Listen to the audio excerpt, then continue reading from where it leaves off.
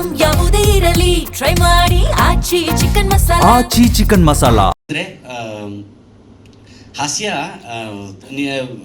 ಅದು ಪರಿಸ್ಥಿತಿ ಆಗ್ತಿರೋವಂಥದ್ದು. ನೀವು ಮಾಡೋವಂಥ ಹಾಸ್ಯ ಆಗಿಲ್ಲ ಸಿನಿಮಾದಲ್ಲಿ, ಅವನ ಪರಿಸ್ಥಿತಿಯೇ ಒಂದು ದೊಡ್ಡ ಹಾಸ್ಯಮಯವಾಗಿ ಕಾಣುತ್ತೆ. ಹಾಗಾಗಿ ಅದೊಂಚೂರು ಕೇಂದ್ರ ಬಿದ್ದುವಾಗಿ ಕಾಣುತ್ತೆ. ನಡೀಲಿ, ಇದು 3ನೇ ಸಿನಿಮಾ. ಸೊ ಈ ಸಿನಿಮಾ ಸ್ಟಾರ್ಟ್ ಆಗಿದ್ದು ಬೇಗನೆ ಸ್ಟಾರ್ಟ್ ಆಯಿತು. ರಿಲೀಸ್ ಸ್ವಲ್ಪ ನಿಧಾನ ಆಗ್ತಿದೆ ಬಿಕಾಸ್ ಆಫ್ ಎಲ್ಲರೂ ಕಾಲು ಎಳಿತೆ ಕಾಲ. ಸೊ ನಮ್ಮ ಕಾಲನೂ ಹಂಗೆ ಸ್ವಲ್ಪ ಎಳೆದಿತ್ತಷ್ಟೆ. ಸೊ ಅವ್ರು ಹೇಳ್ದಂಗೆ ಕೆಲವೊಂದು ರೀಸನ್ಸಿಂದ. ಸೊ ಈ ಸಿನಿಮಾ ಬಗ್ಗೆ ಮಾತಾಡಬೇಕು ಅಂದರೆ ತುಂಬ ಕಾಮಿಡಿ ಓರಿಯೆಂಟೆಡ್ ಮೂವಿ.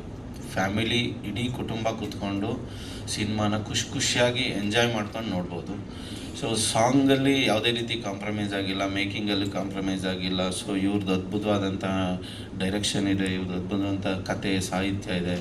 ಇವರು ಚಂದನ್ ಶೆಟ್ಟಿ ಅವ್ರನ್ನ ಜನ ಥಿಯೇಟ್ರಲ್ಲಿ ನೋಡಿದಾಗ ಇವರೇನ ಚಂದನ್ ಶೆಟ್ಟಿ ಅಂತ ಕನ್ಫ್ಯೂಷನ್ ಆಗ್ತಾರೆ. ಆ ರೀತಿ ಅದ್ಭುತವಾಗಿ ನಟನೆ ಮಾಡಿದ್ದಾರೆ. ಹಾಗೆ ಮ್ಯೂಸಿಕ್ ಬಗ್ಗೆ ಬಂದರೆ ಮ್ಯೂಸಿಕ್ ಡೈರೆಕ್ಟರ್ಸು ಸುಮ್ಮ 1990ಗೆ ಕರ್ಕೊಂಡು ಹೋಗ್ತಾರೆ. ಥಿಯೇಟ್ರಲ್ಲಿ ಕೂತ್ಕೊಂಡ್ರೆ ಜನನ ನಾವು ಈಗ 2026 ಇದ್ದೀವ ಅಲ್ಲ 1990 ಇದ್ದೀವ ಅನ್ನೋ ಆ ಮ್ಯೂಸಿಕ್ಕು ಕೇಳ್ತಿದ್ರೆ ಆವಾಗ ಅನಿಸುತ್ತೆ ಅವ್ರಿಗೇನೆ.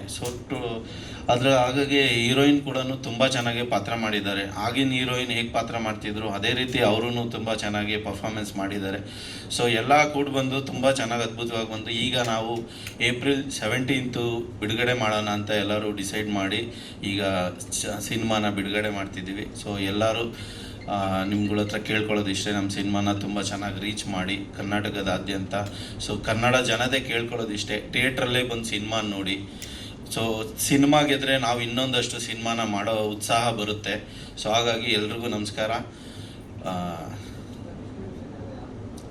ಡಿಸ್ಟ್ರಿಬ್ಯೂಟರ್ಗೆ ಈಗ ಒಂದು ಇಬ್ಬರ ಹತ್ರ ಮಾತಾಡ್ತಾ ಇದ್ದೀವಿ. ಈಗ ನಮ್ಮವರೇ ಒಬ್ಬರು ಇದ್ದಾರೆ. ಸೊ ಅವ್ರ ಹತ್ರನೂ ಮಾತಾಡ್ತಿದ್ವಿ, ಇನ್ನೊಬ್ಬರ ಹತ್ರ ಮಾತಾಡ್ತಾ ಇದ್ದೀವಿ. ಅದಿನ್ನೂ ಒಂದು 2 ದಿವಸದಲ್ಲಿ ಫೈನಲ್ ಆಗುತ್ತೆ ಸರ್. ಒಂದೇ ಸಲ ಕರ್ನಾಟಕ ಫುಲ್ ರಿಲೀಸ್ ಮಾಡ್ತೀವಿ.